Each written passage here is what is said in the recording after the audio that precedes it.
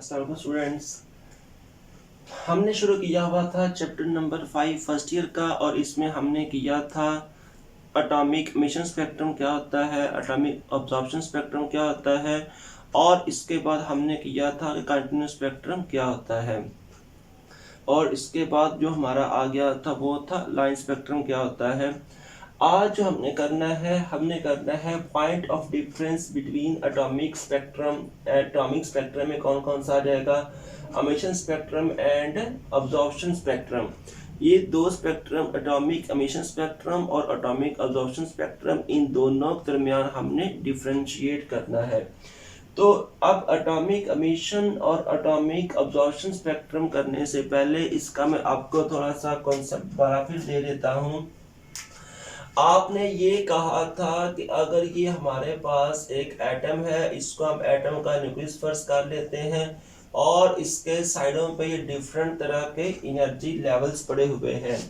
अब होता ये वाला है कि अगर इसका इलेक्ट्रॉन पहले ये पड़ा हुआ है लो एनर्जी लेवल में, इसको आप इसका सपोज N1 कह दोगे, इसको आप इसका N2 कह दो, इसको आप इसका N3 कह दोगे, और इसके बाद आप इसको इसका N4 कह दोगे।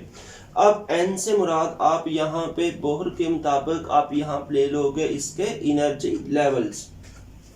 अब होता ये वाला है कि अगर इसका इलेक्ट्रॉन पहले इस लेवल में मौजूद है, अब वो इस लेवल से जंप करके यहाँ पे चला जाता है, उसके बाद वो यहाँ चला जाता है, या वो जंप करके यहाँ चला जाता है से। अब अगर इलेक्ट्रॉन पहले यहाँ पे मौजूद है तो आप इसको नाम दे दोगे इसका ग्राउंड स्टेट।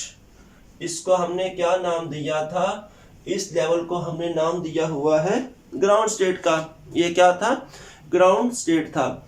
अब जब आप इसको इलेक्ट्रिकल डिस्चार्ज दोगे, आपने क्या काम करना है कि इसको आपने हीट करना है, या आपने इसको इलेक्ट्रिकल डिस्चार्ज दे देना है।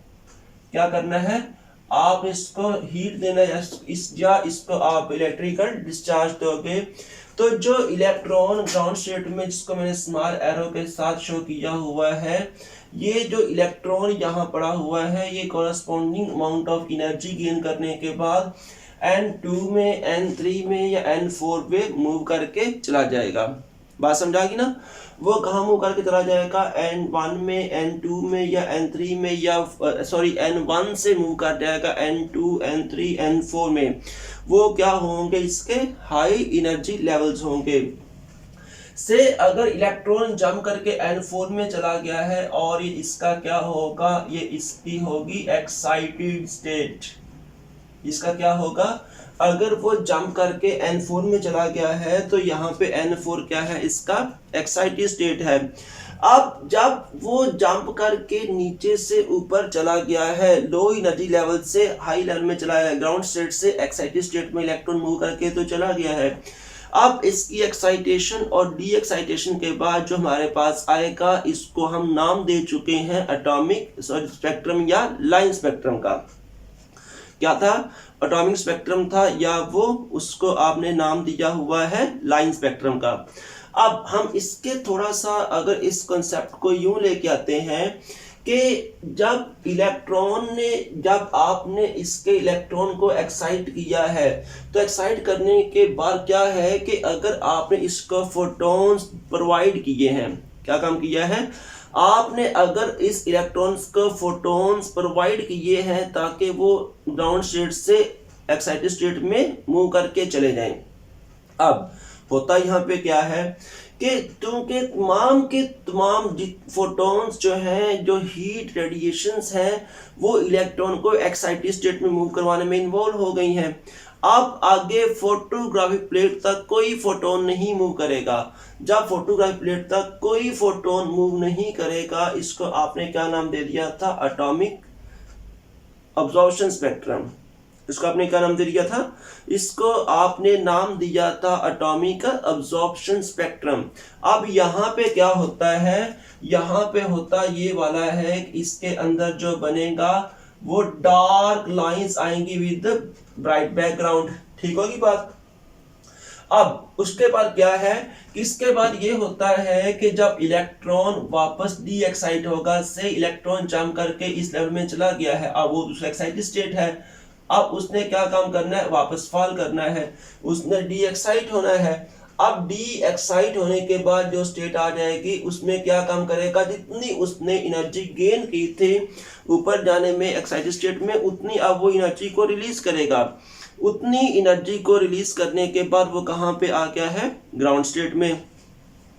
तो ग्राउंड स्टेट में आते वक्त इसने जो फोटॉन्स यहाँ से रिलीज करने हैं, जब उसको हम चेक करेंगे तो उसमें क्या आ जाएगा, इसमें ये आ जाएगा कि आप यहाँ पे आएंगी ब्राइट लाइंस। क्या आ जाएंगी, ब्राइट लाइंस आएंगी विद डार्क बैकग्राउंड।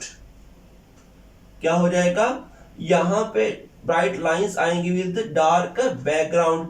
आप ये फर्ज कर लो कि ये जो मैं डार्क कर रहा हूं ये हमारे पास इसका बैकग्राउंड है, ये वाला, उसके बाद ये वाला और ये वाला, ये कलर्ड लाइंस आई हैं इनके दरमियान, ये वाली, उसके बाद ये है और ये वाली, ये इसके दरमियान कलर्ड लाइन आई है विद ब्राइट डार्क बैकग्राउंड। तो ये क्या होगा, एटॉमिक एमिशन स्पेक्ट्रम होगा। अब इसके अंदर और डिफरेंस कौन कौन से आ सकते हैं, ये होता है form when substance is in excited state, और यहाँ पे क्या होगा, ये उस वक्त बनेगा जब सब्सटेंस कहाँ पे होगा, इन अनएक्साइटेड स्टेट, क्योंकि उसके फोटॉन्स जो वो इलेक्ट्रॉन को एक्साइट करने में इन्वॉल्व हो चुके हैं। ठीक होगी बात, इसके जितने भी फोटॉन्स हैं वो इलेक्ट्रॉन को एक्साइट करने में इन्वॉल्व हो चुके हैं, इसलिए ये स्टडी करेंगे हम अनएक्साइटेड स्टेट के अंदर। कलर्ड विद डार्क बैकग्राउंड, कि यहाँ पे ब्राइट लाइंस आएंगी, डार्क इसका बैकग्राउंड होगा, और यहाँ पे क्या होगा कि डार्क यहाँ पे बैकग्राउंड होगा और उसके सॉरी डार्क लाइन आएंगी ब्लैक बैकग्राउंड। ठीक होगी बात, क्या यहाँ पे होगा, यहाँ पे डार्क लाइंस आएंगी विद द बैकग्राउंड, इसका ब्लैक नहीं होगा, ये होगा ब्राइट बैकग्राउंड, और यहाँ पे बैकग्राउंड कौन सा होगा, डार्क, यहाँ बैकग्राउंड कौन सा होगा, ब्राइट, यहाँ लाइंस कौन सी आएंगी, कलर्ड, और यहाँ लाइन कौन सी आएंगी, ब्लैक आएंगी। इसके बाद आ जाएगा produced when they any substance this is ever in the vapour और गैसियस स्टेट, कि ये किस वक्त होगा, कि ये उस वक्त होगा जब कोई भी सब्सटेंस वेपर या गैस में जाएगी, और ये किस वक्त प्रोड्यूस होगा, जब कोई भी सब्सटेंस होगा लिक्विड या सॉलिड स्टेट में।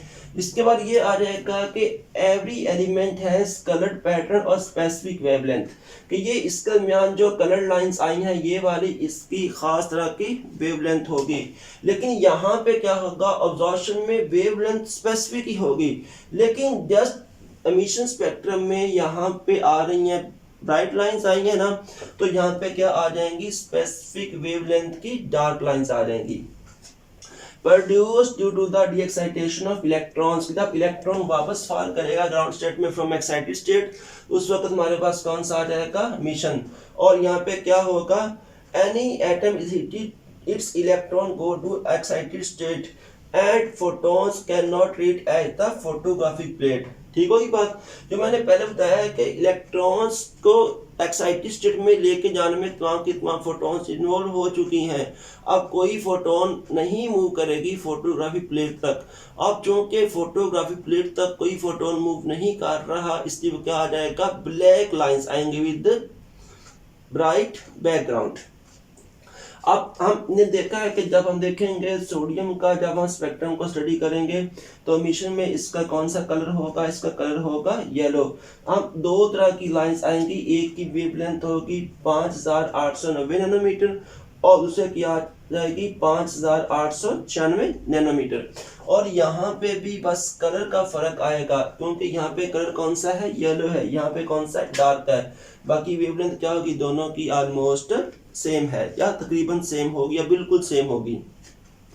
तो जी आज हमारा स्पेक्ट्रम का काम भी मुकम्मल हो गया है, और कल हम इंशाल्लाह अपने लेक्चर में करेंगे हाइड्रोजन स्पेक्ट्रम को। अल्लाह हाफिज़।